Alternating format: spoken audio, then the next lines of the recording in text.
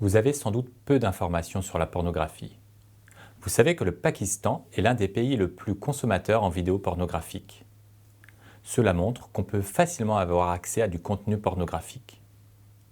La pornographie représente la sexualité au niveau du cinéma ou encore dans la littérature, dans les dessins. Regarder des vidéos pornographiques n'est pas illégal. Vous avez le droit. Certaines personnes aiment regarder ces vidéos, d'autres non. C'est une vraie industrie.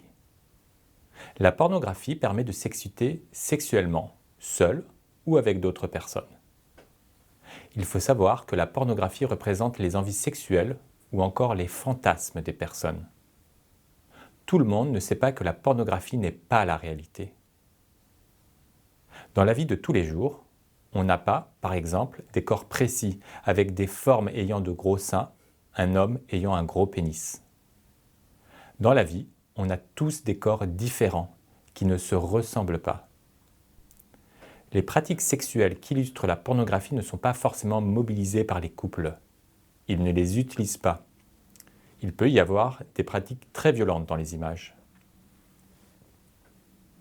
Aussi, des fois, les acteurs peuvent ne pas se protéger pendant les rapports sexuels. Cela peut vous inciter à ne pas le faire. Mais en réalité, comme vous avez vu dans les différentes rubriques de ce site, ne pas se protéger peut vous mettre en danger et ainsi contracter des infections sexuellement transmissibles. On pourrait aussi parler du consentement, des violences sexuelles, durant certaines scènes où l'actrice ou l'acteur n'a pas pu réagir. Avec la pornographie, vous pouvez avoir l'impression que les personnes ont toujours envie de faire l'amour et ne pensent qu'à cela. C'est faux. Ce qui est important de discuter avec son ou sa partenaire des envies sexuelles que vous avez tous les deux et ainsi d'être satisfait sexuellement. Regarder trop de contenu pornographique peut avoir des conséquences sur votre psychisme, vos envies sexuelles. On peut penser que la pornographie va nous aider à être meilleurs en performance sexuelle ou autre chose. Mais ce n'est pas un outil d'éducation. Il existe des professionnels spécialisés pour aider à travailler sur ces problèmes d'excès, tels que la psychologue ou la sexologue.